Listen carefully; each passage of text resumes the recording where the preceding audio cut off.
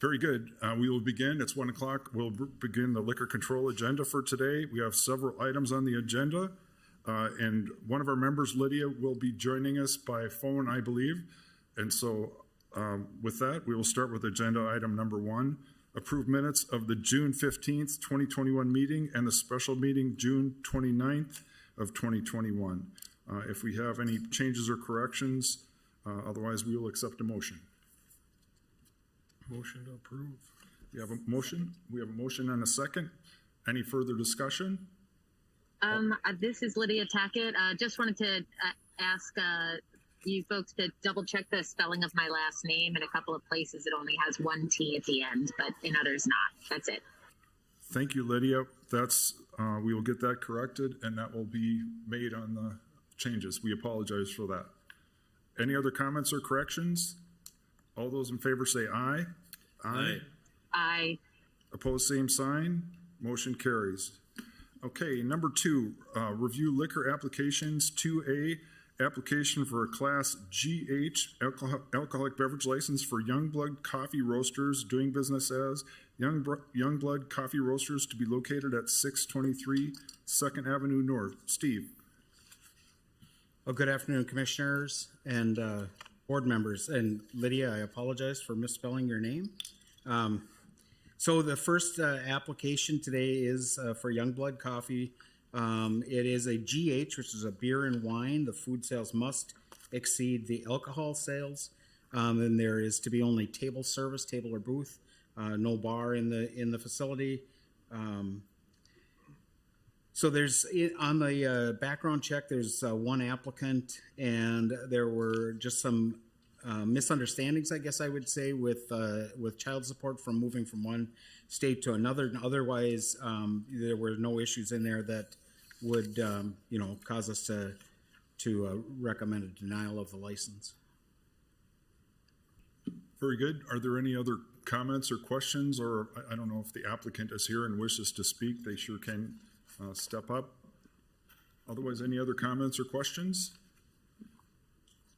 And we will, Steve, did you have anything else to add? Otherwise, we'll accept a motion. I'll move.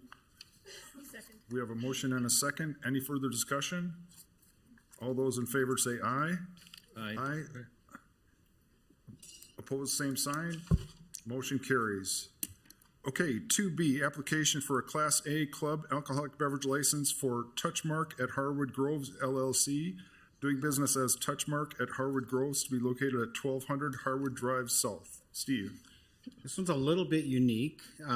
So we don't issue a lot of club licenses. The club license are issued to clubs that have 200 members and have been in existence for 20 or more years, at least 200 members. And they're organized for civic, fraternal, or social or business purposes. There's also a sports, promotional sports in there too as another option for the club. The intention here is to offer an amenity at Touchmark that other long care facilities maybe wouldn't have, to also have their members be able to stay on premise rather than going out driving around, that type of thing. They currently have a Class F license, which is a full alcohol license, as is the club license, and the F requires them to have food sales, and so they meet that naturally. In conversations with the applicants, what they really were looking for was that physical bar setting, and so we talked about a number of different options, and actually came up with this as an option or an alternative. The background check looks very clean. No issues that we saw. Steve, can I ask a question? So is this for the residents of that only, or can the public go there? How does that work? Well, that's going to be a business decision, but primarily they're looking at for their residents. So, some of the club licenses that are issued, when you're thinking of a club, you're probably thinking of the AMVETS or the VFW or something like that. Other ones that maybe are a little bit different that are like the Stage at Island Park has a club license. And on the sports side, the curling club has a club license, or the golf course, the country club. So, and some of those are restricted just to the members, and other ones are open to the public. So it does become kind of a management decision, but that's not their intention to run a bar. Their intention is to have an amenity for their guests. Okay, one more question then. Sure. Is it a license? How much does it cost, and will it be theirs? How will that work? Well, no licenses issued after 2014 are, a physical property. So they all would, if they were to close up and decide, oh, we're not going to be a club anymore, that license would come back to the city. As to the cost, that's kind of an interesting thing. There is no cost, no initial fee to a club. So they do get an advantage over, a typical bar that has to pay over $100,000 for a license. So one more question then, is it an ongoing fee or is there no fee ever? Yes, there's the annual renewal fee is the same as any A license. So that's the $2,000 a year. Any other comments or questions? Go ahead, Robert.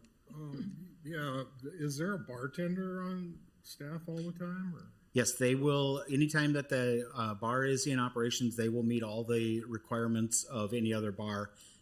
They would have to have the server training, and all of that would be applicable. So the members don't have access to the... No. Are there any other similar? Not in the care facilities like this.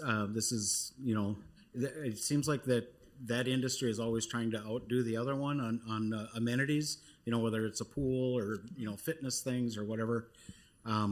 We'll see if this becomes a trend. The 20 years, they have to be in existence for a long time.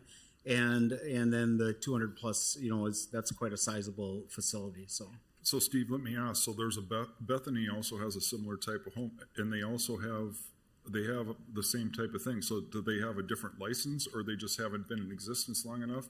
Or maybe I'm asking the wrong question. No, I don't. Well, to my knowledge, Bethany does not have a liquor license.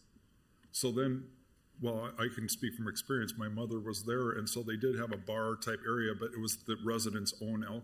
So then do they not need a license? I guess that's my question. We'd have to look into that, how they run it, how they're doing that.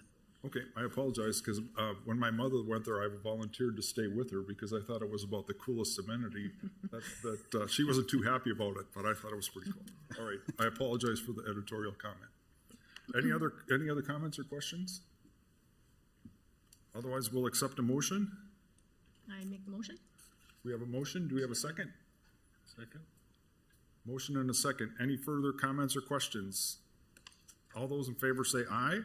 Aye. Aye. Opposed, same sign. Motion carries. Very good. Thank you. Agenda item number 3, liquor license density report. Robin, if you would come on up and introduce yourself, and we look forward to your information.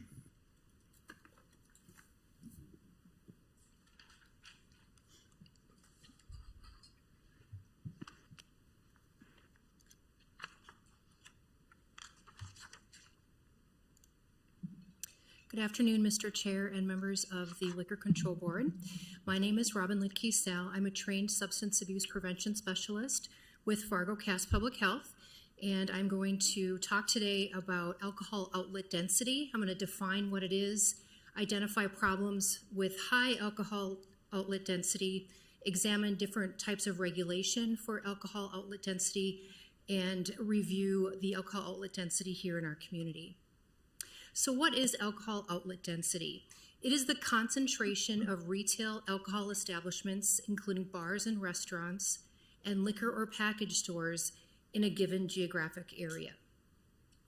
There are problems that can stem from high alcohol outlet density. It can lead to excessive alcohol consumption, serious health consequences, social consequences, violence, alcohol-impaired driving, neighborhood disruption, and public nuisance activities.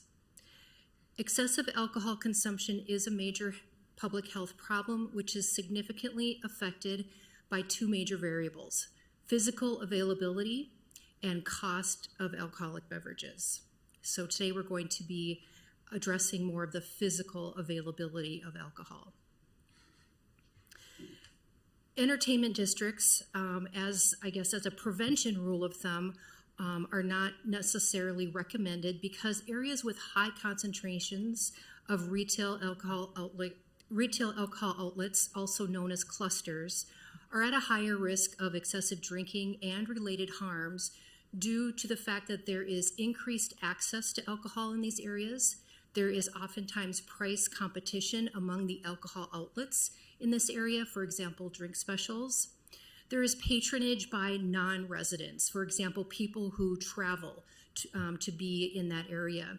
And then there is the social aggregation of binge drinkers in a small geographic area. So for lack of better terms, a lot of intoxicated people in a very small area. So the Community Guide Task Force recommended that alcohol outlet density be regulated for preventing excessive alcohol consumption and related harms. The Community Guide is an evidence-based findings for population health, and it is based out of the CDC. They saw that it was an effective strategy for limiting the availability of alcohol, thus reducing excessive drinking, health consequences, and social consequences. There are different types of alcohol outlet density regulatory options. Here are just a few. The first would be geographic, and that is when you would limit the amount of alcohol outlets per specific area. So, for example, only 25 in the downtown area, for example. Now, this is helpful because it addresses overconsumption or overconcentration, in specific areas. There is also population level regulations, and that is limiting the amount of licenses per population. And Fargo, I believe at one time, or maybe still does actually, limit how many A licenses can be granted per every 10,000 people. There's also commercial regulation, and that is where they cap the percentage of alcohol outlets in relation to the total retail outlets in a geographic area. So, for example, saying that only 25% of all retail outlets in a specific area, such as downtown, for example, can sell alcohol. This addresses clustering, and it also promotes retail diversity, and it is also helpful for neighborhoods where there are residents living, because more diversity is needed so that some of these other negative outcomes don't happen. Space is another restriction, and that restricts the location to protect sensitive land use areas. So, for example, restricting the location of alcohol outlets away from schools, away from churches, away from a prison, things like that. Or space can also set a minimum distance between outlets. So, for example, there needs to be 100 feet between each outlet. And then there is time. Time is not specific to density, but it can mitigate some of the density-related problems. And time would be limiting the hours of operation. So, for example, having alcohol outlets close by 10 or 11 p.m. has been shown to be very effective at mitigating some of the problems that we see in high-density areas. There are a number of resources available, so if you're interested in more information on this specific topic, like I said, the Community Guide does have information on it. The Community Guide Preventing Excessive Alcohol Consumption looks at all evidence-based interventions for communities. The second one there is Strategizer 55, and that actually is an action guide for how to regulate alcohol outlet density in a community. And then the CDC has put out a guide for measuring alcohol outlet density, which I might add is somewhat complex.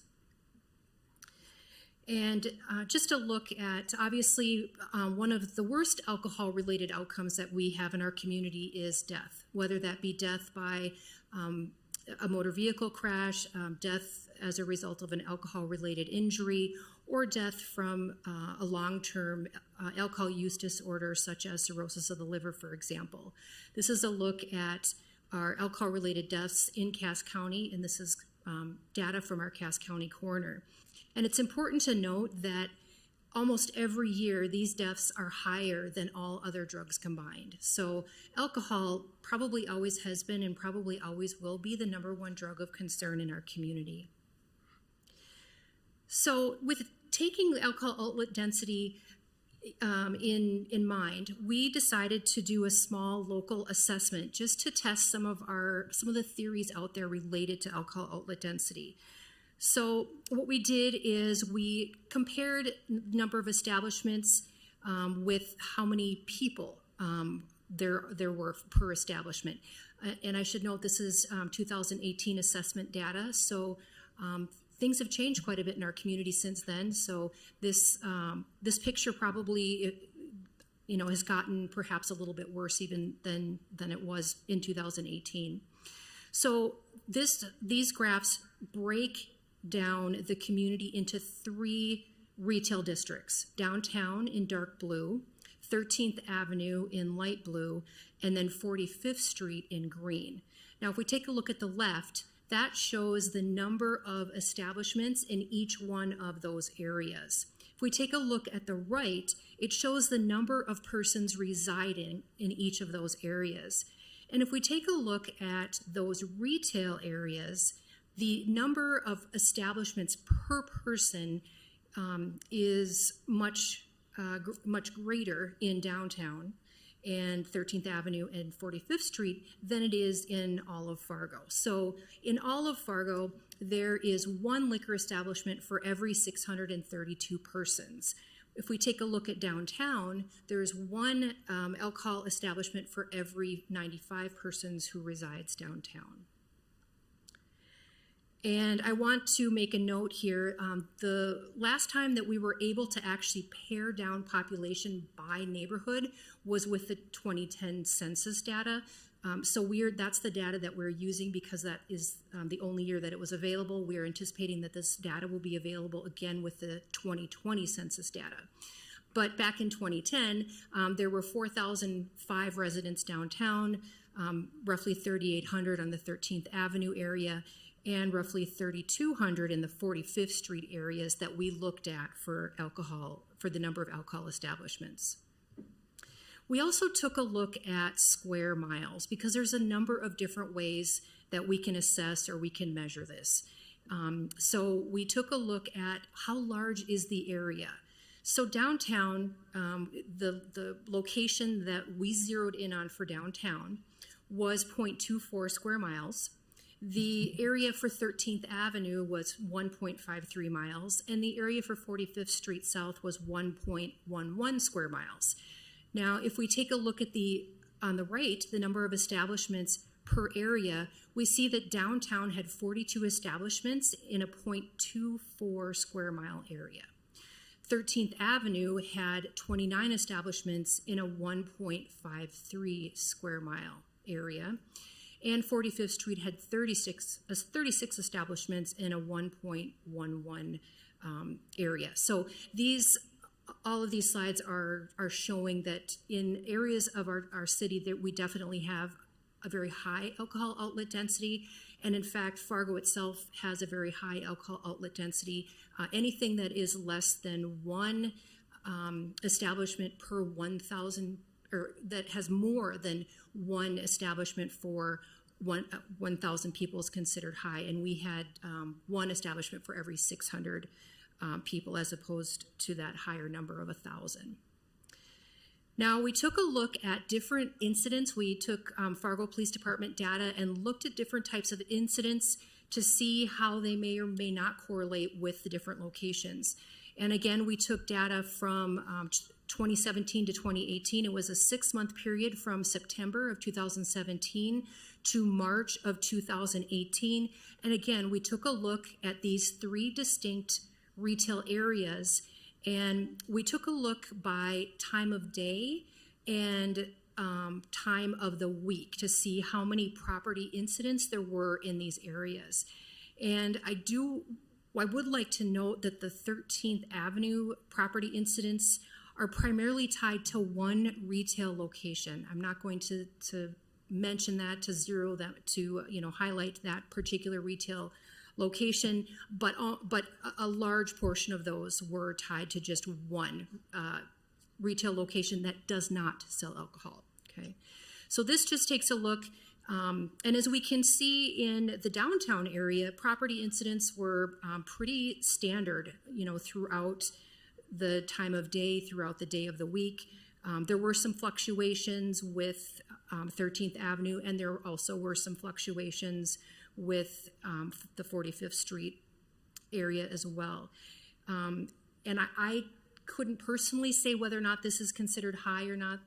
Perhaps someone from the police department could say, yeah, 145 is really high for that amount, of time. But again, this is back in 2017, 2018. I think our world and our community has changed a lot since then. So I think this data probably would look a little bit different.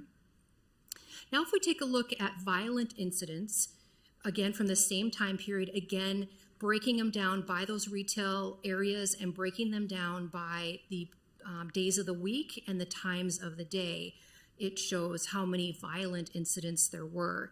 And if you, another note here for the light blue numbers, the 13th Avenue violent incidents were again all tied to one retail location that does not sell alcohol. So 2 per bar that you see there were tied to that one location that does not sell alcohol. So you probably could subtract 2 from the light blue. But I think probably what sticks out the most here in this depiction is that Thursday through Saturday from 6 p.m. to 6 a.m., we had 23 violent incidents in a 0.24 square mile area with 4,000 residents living there. So that kind of does go towards our theory that if you have a higher alcohol outlet density, you will have higher violent incidents. This is a look at quality of life incidents.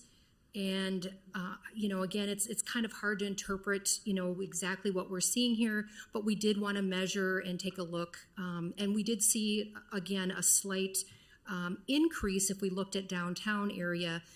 Again, Thursday through Saturday, 6 p.m. to 6 a.m., there were 53 of those incidents, versus 38, which was the other highest time in that location. The 13th Avenue location shows a lot of quality of life incidents, and I'm not really sure how to explain that. I would like to say that it's a more residential area, but we did look at those population numbers, and they were about the same back in 2010. Now, we probably have had quite a bit of growth residentially, perhaps in that area since 2010 to account for some of that. And then this is just a look at total incidents, again, during the same 6-month time period. And again, those 3 distinct retail areas, and again, the days of the week and the times of the day. And that was just all total incidents, and I would say that would be all probably calls for service that we see there. I'm somewhat confused by okay, so it looks like quality of life and total incidents looks like is the exact same data. So, yeah. So maybe everything falls into quality of life, or else I got my slides wrong. I'm not quite sure which one, I apologize. So in summary, high alcohol density leads to excessive consumption and serious health and social consequences. Fargo has high alcohol density and associated consequences, but the regulation of alcohol outlet density can lower excessive consumption and reduce health and social consequences, and there are plenty of regulatory options as well as a community action guide to help guide us through that process if we choose to take it. And I would also like to note that there are dozens of prevention strategies for excessive alcohol consumption. This is merely one of them, but there are dozens, and I would be happy to present information on any of those others at any point in time if you are interested in that. And at this time, I would just, I have 2 more things I'd like to say. First is that I think everybody probably knows, but if you don't, North Dakota and Fargo do have the highest binge drinking rates in the nation and have for many, many years. So we definitely have a problem here. And then the last thing that I wanted to say is, I'll open up for questions, and thank you very much for allowing me to present today. So I have a couple of questions to start out, and obviously everybody, I'm sure, has some. But the first one is, what kind of licenses? Did you look at all licenses? Can you talk a little bit about that? Yes, exactly. We looked at all because when we looked at the literature for how to assess alcohol outlet density, it says to count all of them, whether they're a grocery store, which we don't have any, but any place that sells alcohol. So yes, it is every place with a liquor license. So all 200 and some. Why, and I do think this is great and great information, and I think it's a baseline for hopefully going forward to hopefully we'll be able to learn from the trends. I guess my other question is, so obviously there was a new census, and obviously that's been slowed down a little bit. So will you have new numbers eventually for this, and can you bring those to us when you get those? Because I do believe that downtown, the population compared to 2010 is drastically different, and so I think it'd be interesting to show those. So can you talk about that? Yes, I would be happy to update this as soon as we have new census data, and I could also work with the police department again to look at 2020 and 2021 data as well. And I do appreciate that, but some of the numbers for me are a little bit overwhelming, and so I think it's going to take more than one time to go through this for me to digest it. So that's my own perspective. But any other comments or questions? Go ahead. I really appreciate this, Robin, and I would really like to have your PowerPoint presentation in my email box so I can review the resources. I'm probably coming from a different perspective than the rest of our commission here because I am a downtown resident. And I know that downtown is an entertainment capital of North Dakota, but I also want to remind people that it's a neighborhood. And I live in this neighborhood along with thousands of others. And I want to make that point that quality of life is an issue. I'm also on the Downtown Neighborhood Association. I represent those folks too, and that's one of the top concerns that comes out when we ask them for feedback is that they have concerns for safety. So again, I really appreciate this, and I would really look forward to visiting with you on other strategies because it's really important, and I signed up for this job to do something about it. So I want to be talking with you. Great, thank you. That's awesome. Go ahead. I just got a question kind of on the statistics, the 0.24 square mile area for downtown and the number of residents. So I've been a North Sider all my life, and downtown is our entertainment district. My little brother's way down in South Fargo, and they think they have to pack a sandwich to go downtown. So how did you come up with, what the population is? And it seems to me as though we've got a very small land piece and a very small population for downtown, when in fact I think a lot of downtown is used by much of the city. So when you do this assessment, you can, pick, which area you want. And there are, and I have to say, the assessment is complicated, and there's many different ways that it can be done. And there are pros and cons to every way that it's done. There are pros and cons to each of the different ways that you can regulate density. So for this particular assessment, we just picked arbitrarily what we thought in our minds as public health department staff constituted downtown. And so we really zeroed in on what we felt was that, entertainment district, if you will. Any other comments or questions? And I do think, obviously, the police chief, you can learn a lot from this too, because obviously public safety, the city has invested a lot of money in the downtown, and so we want it to be safe, because if it isn't safe, people aren't going to want to come down here. So I do think it's a priority for all of us, and I do think these numbers are beneficial, whether you and how we use them, and I do think this is a good baseline, and hopefully we can learn from this and keep improving as time goes by. Any other comments or questions? Lydia, I apologize if you're on the line and have a question. Please go ahead. Oh, thanks, Dave. I did have one question. I was curious if you incorporated information for the square miles that you've calculated for each zone or region that you looked at. Did you incorporate zoning information, like how much of that space is commercial versus residential? No, that could be done, and this, I guess, brings it back to the fact that this is a very introductory level assessment and presentation and snapshot of alcohol outlet density.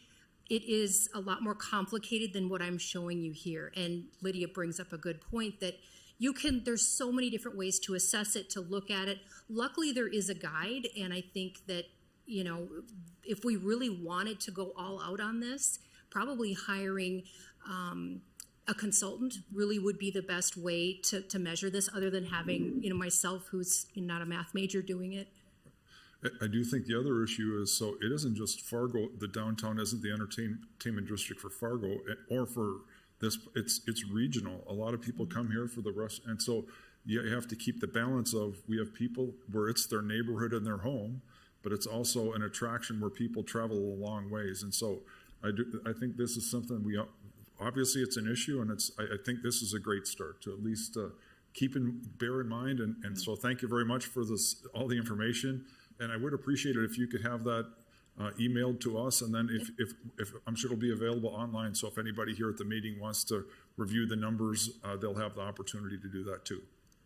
Yes, thank you again for allowing me to introduce you to this topic. Great, thank you very much. And with that, if that's all right with everyone, we'll move on to our next agenda item. Number 4, request to modify the FA food sales requirements. Brent Edison with Vogel Law. Brent, go ahead. Thank you. Yes, I'm Brent Edison from Vogel Law Firm. I represent North Star Hospitality, LLC, which operates Southtown Poorhouse, a restaurant with an FA liquor license, and the shops at Osgood.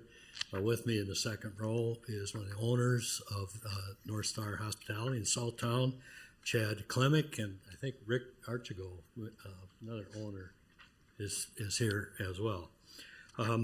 This is the third time I've been before this group, and I thank you again for the opportunity.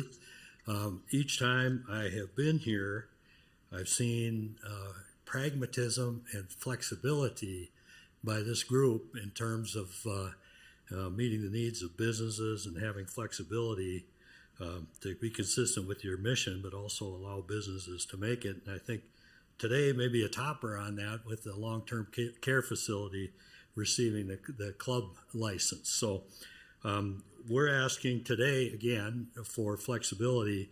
In my prior 2 appearances here, there was a receptive ear on the part of this group, and even talked about having a task force and things like that. I think I was first here in October, and the time has passed since then. We've had at least one discussion since then. But just quickly, I know you got some police reports to consider, none of which are from Southtown Poorhouse, and I think that's not been a problem there. The FA license, as you know, requires at least 50% food sales as compared to alcohol sales. And I think the committee is aware that businesses have had difficulty going over and under that 50% threshold. And at least one that has had that problem in the past, recently closed their doors. I don't know if it's due to that or what, but and that's due to changing trends, as I pointed out before, that people are getting craft beers, designer cocktails, wine with their meal. Changing consumer preferences made it more difficult to meet that 50-50 requirement. So, and a little bit about Southtown Poorhouse has a high volume restaurant, and we've provided this board previously with a letter from U.S. Foods sales representative indicating that that account is number 3 on a list of 45 accounts for food sales. It's a high volume restaurant.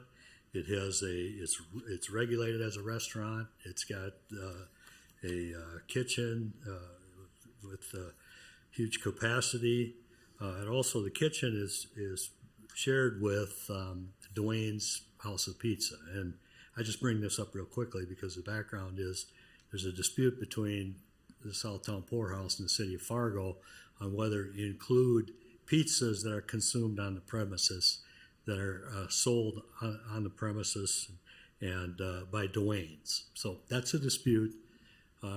There was an audit done. If you counted the Dwayne's pizzas, it passed the audit for the 50-50 ratio. If you excluded them, it failed the audit. So we have litigation pending about that. There will be a hearing on that, but that's a matter that could be resolved as well by means of the proposed ordinance that we have provided. What we have asked for is some flexibility and another way of determining that something's a bona fide restaurant. So you look at the 50-50 ratio, that serves that purpose, and we're adding in our proposed amended ordinance another way of determining if something is a bona fide restaurant, and that is $50,000 per month in food sales. And I guess there's nothing magic about that number, but we think that's a number that makes it very difficult to argue that this is a bona fide restaurant. So what our proposed ordinance and would be to change the FA and FARZ licenses to allow there to be either a 50-50 ratio as there is now, and leave that in the ordinance, but also say that a licensee's gross revenue from the sale of food, if that's at least $50,000 per month, that would also meet the requirement, and that would be considered a bona fide restaurant in compliance with the FA license. So we'd ask for the kind of flexibility and pragmatism and cooperation, I guess, in resolving a dispute to adopt the amendment. And with that, I stand ready to answer any questions. Chad Klemick is here to answer questions as well. Great, thank you. Do we have any questions? Go ahead. Yeah, Mr. Edison, I believe it was last time you were here, you mentioned that your lease or the owner's lease required an FA license. Is that keeping you from talking to the city about perhaps getting a more appropriate license, as in an A license? The answer to that is yes. I mean, that's a reality that my client has. Okay, yes. so I would assume if I try to put myself in the landlord spot, it's because he wants this property to be more of a restaurant than a bar. And it's possible that you're this very successful and very nice business. I've been there several times myself. I mean, you walk into it, there's gambling machines, there's pool tables, there's dartboards, there's a big square bar in the middle. It feels like a bar, and there's people in this room that have, an old saying that if it looks like a bar, if it smells like a bar, it's a bar. So part of what's happened here to the FA licenses that and somebody correct me if they feel I'm wrong, but they were created for kind of overflow lounges for Fridays and Chili's. They were popular because at that time also the city of Fargo was very interested in adding food to as many liquor licenses as they could. So they kind of capped the A licenses. They wanted less honky-tonk, so to speak, and drinking places, and more places where food was involved. That was certainly responsible for the times. So, I mean, your website, you call it a sports bar. So, I mean, is it what was originally meant with the FA licenses, or should this be an A, which might be limited, but I would question, is that something we should talk about, adding an A or opening an A? It's a beautiful business. I believe it's well run. It seems very successful, very high volume. So does the FA fit that? And then my tag-along question would be, what do you say to the FA business that is a restaurant primarily? Maybe it's doesn't even have a bar, but it does serve alcohol, and their number is $45,000 a month. And that's the problem with not using a percentage in my mind, is that there's a fairness factor. Yes, 50,000 will work for you, and usually when in these type of things, the number that you pick will always work for you. Half the people are going to be either bigger and half the people are going to be smaller. So I think this is going to put a lot of stress on the city how do you juggle this new paradigm, and is this fair? Would be my question. Well, there's a lot to unpack there. I guess, first of all,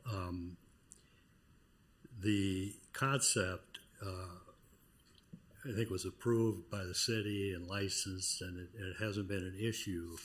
The concerns you mentioned about it being an FA establishment, that has not been an issue.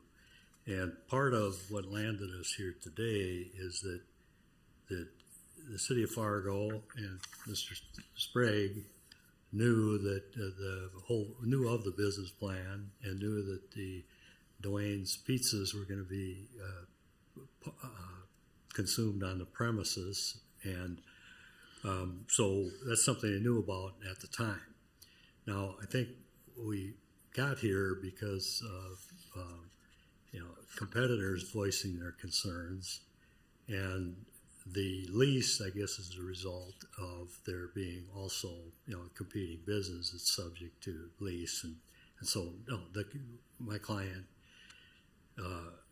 can't have an A license because of their lease requirement.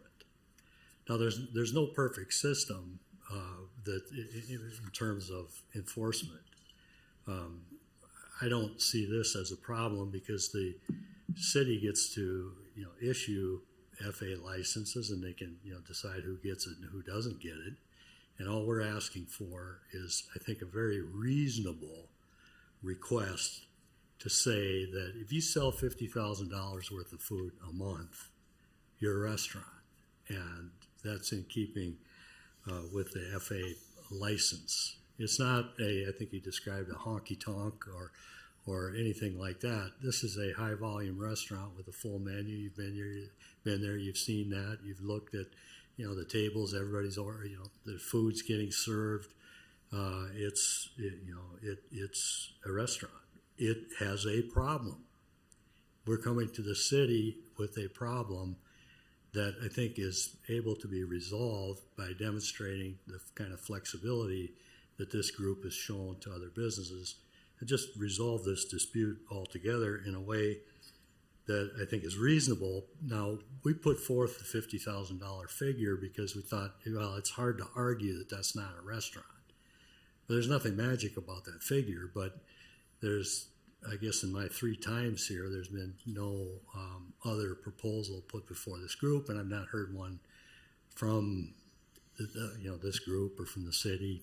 So that's why we're putting it before the board today. And I don't know if that answers your question. Well, it does. I mean, certainly in spirit. I'm not questioning the integrity of your business. Sometimes it's hard to write it when you talk about the business plan that Mr. Sprague originally saw. It's hard to pick your customers sometimes too. You evolve into other things. So I guess my question would be, which is really for the board and for the city, is are we better off creating a transition license or that next version of A licenses or whatever? And yes, it might cost a little bit more, but there is a higher cost to higher liquor volume, and that the guy with the stars on his lapel, that's part of what he has to deal with as liquor sales rise. So rather than change the whole FA thing, which I think has worked and has made it easy for Fargo to expand a lot of restaurants without, in the old days, sorry, you can't have, somebody might open an Italian restaurant. Sorry, there are no liquor licenses or wine licenses. You'll have to wait. So that's my question. It's not asking about what you're asking for or the owners are asking for. I totally understand. And, I think liquor sales are easier to grow than food sales. There's a lot of ways to do that, but it can be very competitive price-wise, et cetera, too. So, Steve, go ahead. And then if we have any questions, go ahead, Steve. Well, first of all, Bob stole my thunder about the ancient history here. So, yeah, in the 90s, Chili's and Fridays came to the city, and that's how the FA license was created. It was just to be a holding area while people waited for their tables to be cleared and they could be seated. Originally, the FA license had a 65-35 split.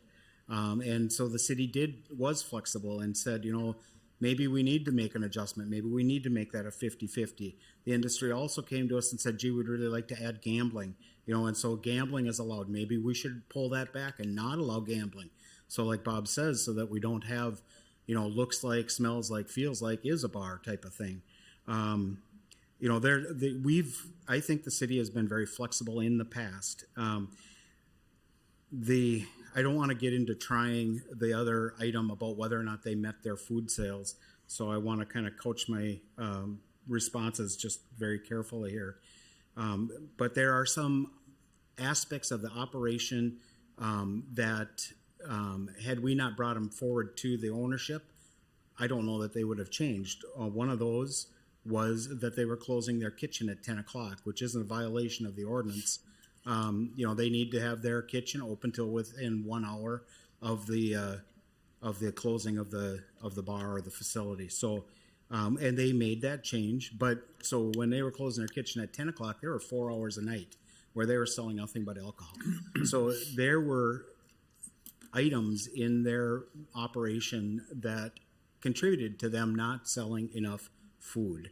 So the part of the ordinance that I want to read that I think is most important here, and the ownership group came in knowing exactly what the ordinance required, is 50% or more of your food sales. And the purpose of the FA license is to allow sales of alcoholic beverages as an adjunct to the restaurant operations. So at what point do alcohol sales, are they no longer adjunct? And I would say at 50-50, I mean, if you're selling half of your volume as food and half as alcohol, the city can't be any more liberal in that part, in my opinion, because if they set the tag at 50,000 food sales, you're a restaurant, and we don't care how much alcohol you sell. So now if somebody sells 50,000 food and 150,000 of alcohol, that's clearly not going to be a restaurant. That's a bar. So the way the ordinance is set up with the penalty structure is their first failure of meeting that food, which we're going to hear at a different time. The penalty will be to close their operations 1 hour early, and you have 6 months to get your operation, make those adjustments in your business operation. I don't know if you have any other questions of staff. I have a question, Steve. So the Class A licenses are, I think at one point they were based on population, and obviously the census, I don't know if we have the exact numbers, but are you anticipating that maybe there are going to be some availabilities? Can you talk about that? Yeah, so we capped the A, like Bob is saying, but what we did was we created a Z license. So the Z license is just like the A, does not require any food sales. And that does have a population trigger. So at every 10,000 people, we add an A license. I don't know what the population is going to be when that number comes out in August, but I've got to feel that, the way the city is growing up, we're going to be awfully close to another license being available. I guess I got a question on the 50-50. I noticed that you mentioned Grand Forks is 40-60. What is West Fargo, or where does this 50-50 number become so magic? Because I do think that with the craft beers and, the $13 martinis, oftentimes it's, when you look at your bill at the end of the night, I don't know that it's always 50-50. Where does that magic 50-50 number come from? So in North Dakota, every city sets up their own local governance of liquor licenses. So across the way in West Fargo, they don't have all of these classes of licenses. They just have on sale, off sale, and very few classes. So they don't have something like this. The 50-50, it's my understanding the interpretation of that was to try to make some tie to state law, and the part of state law where it says when a minor can be present, And in both cases where a minor can be present where alcohol is, they're required to be a restaurant. In one case, it's if they're accompanied with their parents, then it really doesn't matter if the food sales exceed alcohol sales. In the other case, if you want to be able to have, your 18, 19, 20-year-olds go into, say, an Applebee's or something like that, then the food sales have to exceed the alcohol sales. And that's where we came up with that 50-50. So if you think of an Applebee's type of situation, a college kid wants to go out with their friends and have a burger or something, then they can go into that restaurant where alcohol is served because their food sales exceed their alcohol sales. Any other comments or questions? Lydia, I apologize if you have any questions. Please go ahead. My only question, I appreciate Steve Bragg's comments about, the hours that the kitchen was open. And I was sitting here thinking, I'm curious about what additional measures the business has taken to increase their food sales. And maybe you could speak to that, but I tend to, be a little, conservative about, should we change the whole rule, or does the business need to consider some alternative ways to increase their food sales? Could you speak to that issue at all? Sure. This is Brent Edison. One of the ways under consideration was having, I guess we'll call it a Ruby Tuesdays kind of salad bar, and really promoting that. The onset of the pandemic has pretty much squashed that idea, but that's something that is under consideration and will be explored now that we're emerging from the pandemic. But that would be an example, along with other things considered, to increase the food number for purpose of the ratio. If I could just real quickly just respond to a couple of things Mr. Sprague said. First of all, if there are any issues, the closing hours, anything like that, that come up, we want to know about it, and we'll remedy those. So I think any issues have been remedied. Mm-hmm. I think Steve is nodding up and down, and so we would want to do that. And there's been a reference also to state law, and state law will be complied with in terms of minors or anything else, regardless of how this group acts on the proposal. So I guess with that, some real good comments and concerns have been addressed here. There's no perfect system. There isn't one, and our amendment isn't perfect either. But we'd ask that this group demonstrate the kind of flexibility they have had for other businesses in a spirit of making it work, and adopt the proposed amended ordinance. Any other comments? Or go ahead. I guess I have an issue with I feel like this is just a Band-Aid approach. I would like a more comprehensive approach to all of this, and I would be willing to lower to 40/60 or 45/55 if we had a comprehensive restructuring of what goes on. And I mean by that some enhanced server training, because we just heard about the license density and issues with that. I'd like to strengthen the penalty matrix. I would like cameras and scanners in all of the establishments. I would like to sit down with the rest of the business owners and let's problem solve and see what their ideas are for getting beyond the problems that your group is experiencing. I hesitate to lower that without having those stipulations in place. And again, I think this is just a Band-Aid approach, and I think we need to look more comprehensively at how we can do it and make it good for everybody. I'm all for businesses and success, but I'm also taking a hard look at the health and safety of our community members. And if we can't address the over-serving that's happening in our areas, then I can't accept reducing food sales and not having any limits at all on the alcohol. So that's where I'm coming from. Those very good comments. Thank you very much. So Steve, can you talk about the Z license? Give me a timeline and just an estimate as do you think when that would happen? The best estimates that we have at this time is that in late August, we will see a new census number. Personally, I'm anticipating seeing that number being over that 130,000 population trigger, which would increase the Z license and would also increase the B limited licenses, which is the off-sale license. So if you don't mind, can we just make sure to put that on the agenda as soon as it's available? And obviously it will take some time, and then make sure that we contact them, because I do think that that's a solution. It might not be the solution that they care to take, but at least to me, they should at least be alerted as quickly as possible.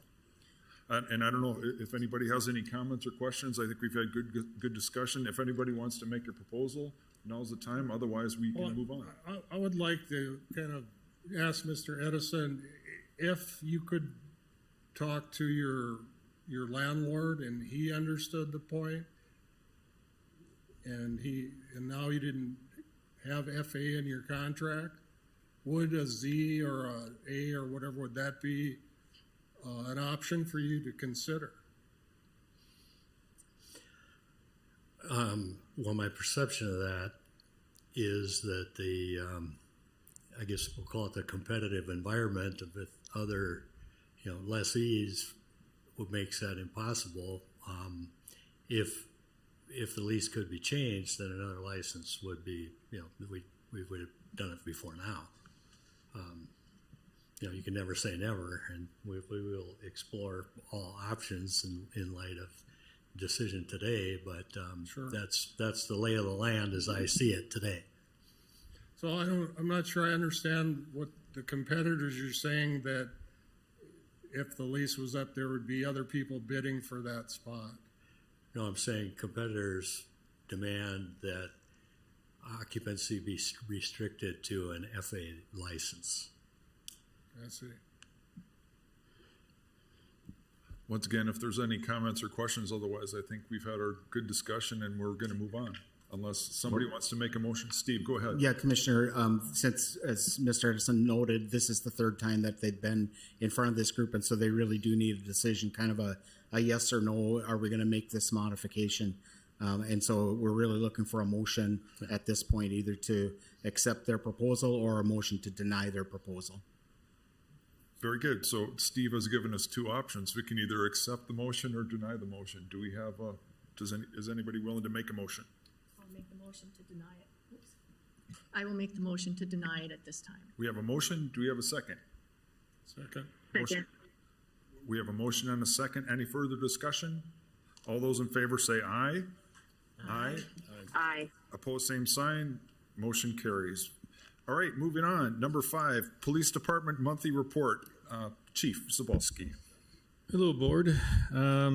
So you've got to see today the first iteration of our new liquor establishment incident forms. And in your packets, you've got a number of different locations in which we were called for various incidents.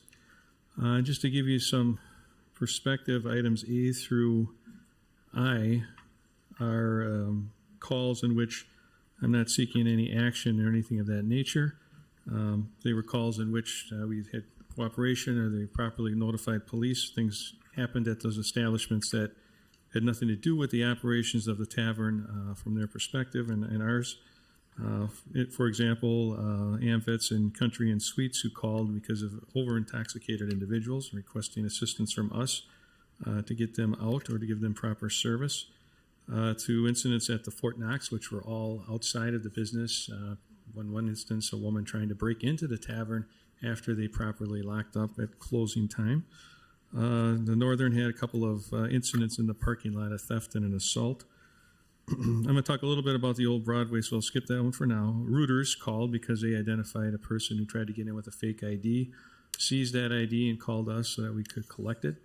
And so those, unless there's any specific questions about items A through I, and I'll talk a little bit about Old Broadway, But anything before I do that? Are there any questions for any of these issues? And can I just add real quick, I really appreciate this, and this is a new style, and so I appreciate you doing that, so thank you for doing that. Yep, and just for and for the old Broadway situation, I think an incident that you would be interested in, many of us are aware that there's a video out there involving an altercation that happened outside of the tavern about a week or so ago, and the individual involved, we don't know who that is. We have publicly asked him to come forward if there's any type of criminal conduct that he wished to report, and we have not identified that person, nor has that person come forward. However, the management at the old Broadway did reach out to us to report the incident after seeing the video so that we could do a little bit of investigation and get information from them as to what happened from their perspective.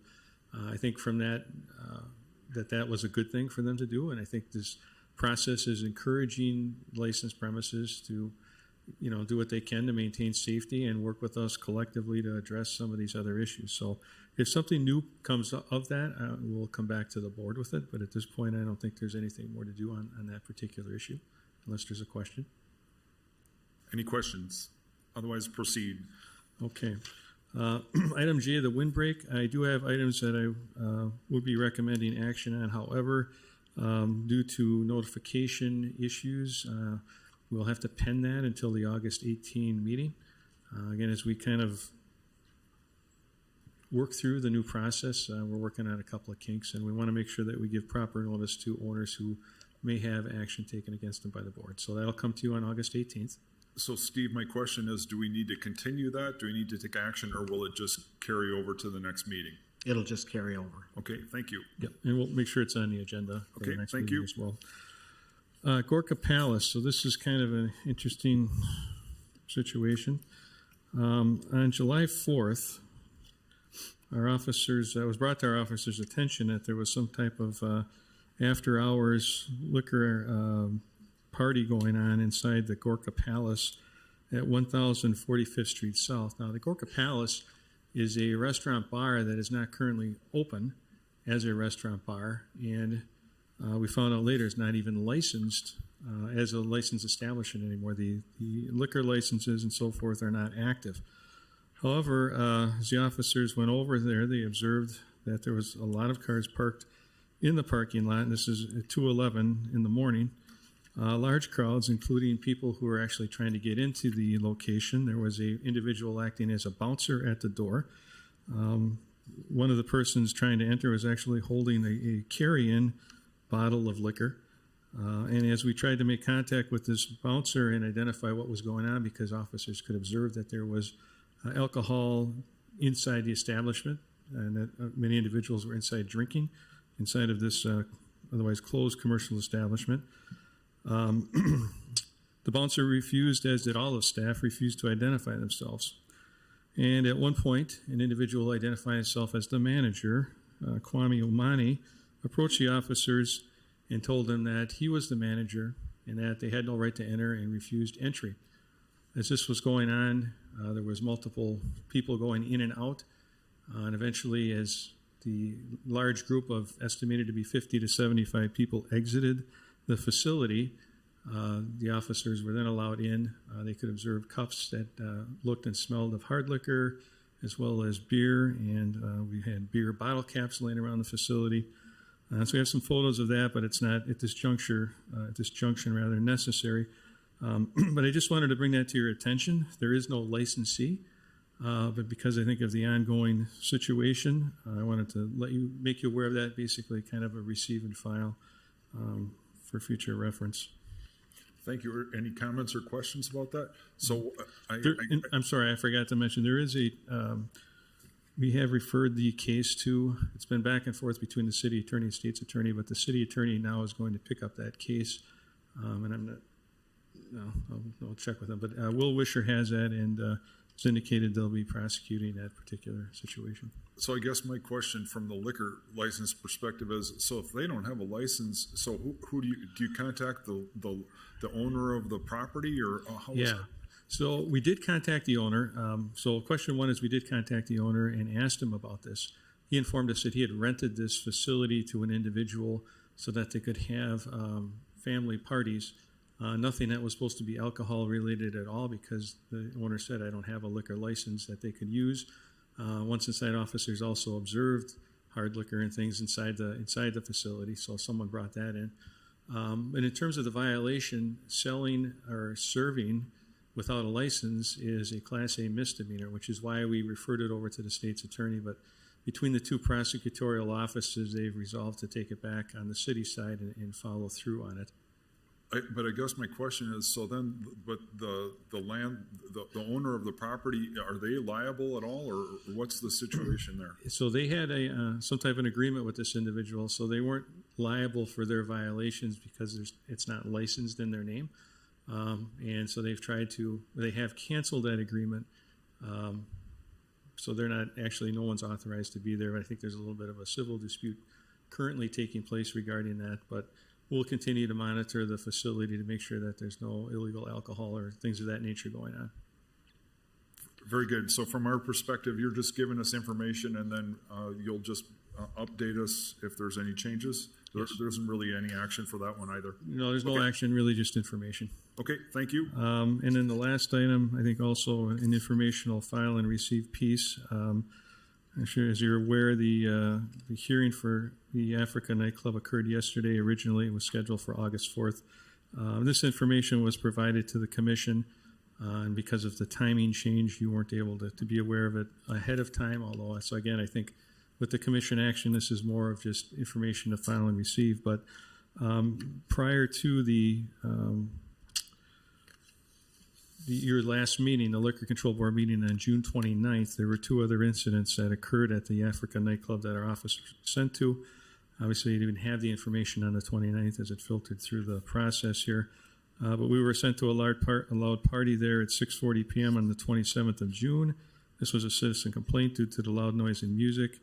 And again, we talked with the owner, Francis Brown, about the noise ordinance once again, and they subsequently turned it down. And again, on June 28th at 2 a.m., officers, while monitoring the area, observed an incident in the parking lot, a male and yelling, another male holding it back. The owner or manager, Francis, was out there attempting to break this fight up, and officers assisted, and this individual was eventually left on his own volition. So just, again, information for the board to be aware of, but no additional action requested. Thank you very much. And so the representatives of Africa are here, and they asked me for permission to speak, and I thought it would be appropriate. We're going to go through a background check, and when that's completed, then that's going to come back to us, and so then they'll have an opportunity then. And so I'm maybe they're not that happy about it, but I just, from the perspective, these were just kind of updates, and so this wasn't the time. So that was my reasoning behind that. They will have an opportunity. Like I said, we're doing some background, and then it will come back to liquor control, and then our recommendation will go on to the city commission. So that's just kind of an informational thing for everybody. Right. Anything else, Chief? No, we're awaiting their application and background materials. So once we receive that, we can start on it, but we have not received that yet. And basically, the commitment we made as a city commission was we'll try to expedite that. So as soon as we get information, then they run background checks, and then after that is completed, then it will come to us. And so that's kind of our perspective. Go ahead, Chief. If all of the information is completed and submitted as pursuant to the commission's motion yesterday, we will expedite the process. Very good. Any other comments or questions for the good of the order? Otherwise, it's 2:08. Thank you, everybody, for coming. Have a good afternoon. We are adjourned.